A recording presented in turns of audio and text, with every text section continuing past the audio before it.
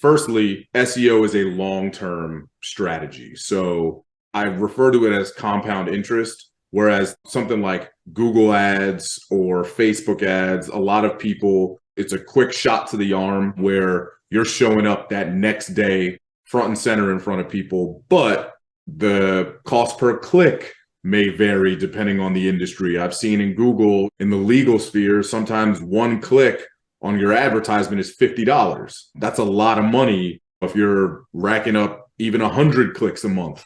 It is more of a long-term strategy that's less pay to play than paid ads, number one. Number two, your website, as these platforms, whether it be Facebook, YouTube, Instagram, you can build a following on those websites, but they own that data. When somebody goes to your Instagram account or your YouTube account, Facebook owns all of that data, or Google owns all of that data. When they come to your website, and organic search is the number one source of traffic in the world for people coming to websites. I think organic might be something like 60% of the market share in terms of traffic. When they come to your site, they give you their information, whether it be an email address, name, etc. You now own that data. If your Facebook page gets taken down or your Instagram account gets taken down, that might be one source that is cut off. But if I'm leveraging my website in the way that I can, I have an email list. I have all of these different assets where I own that data. I know who my audience is, and I can communicate with them without needing a Facebook, Instagram, YouTube. They know where to find me, and I can now communicate with them via several different modes. How does that translate into money?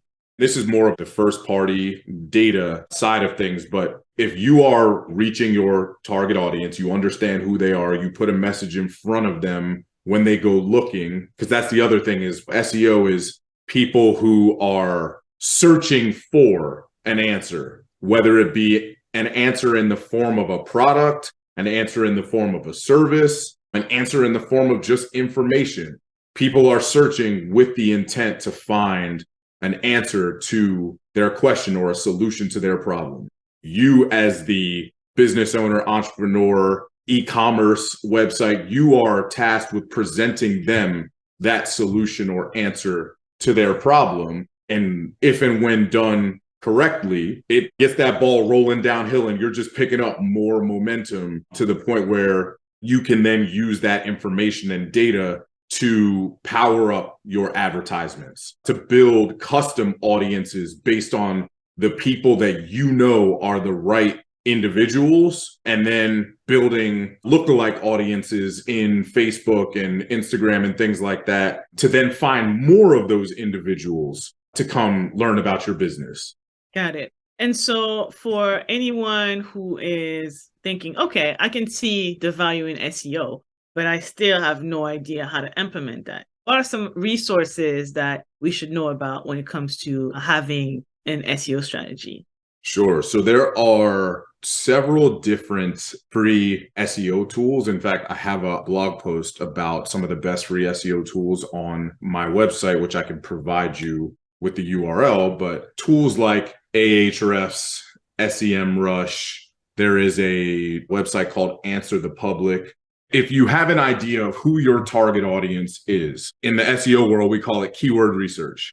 It's really understanding what are the keywords and what are the topics that your target audience is searching to get that answer to their question. And sometimes it may be informational in nature, sometimes it may be transactional in nature. And then once you fundamentally understand what they're looking for and what the intent of that search is, you can start to develop content that answers those questions. And that's where Google's ultimate goal is to deliver to their user base the best possible experience for their search. So you as the business owner would say, okay, what are my clients looking for? What is my target audience looking for? What are the questions they have? I'll write a blog post or create a landing page that answers those questions or provides the solution to those problems. And then it doesn't happen overnight, but Google then should reward you if you are providing quality or value that they deem valuable to your target audience in a nutshell.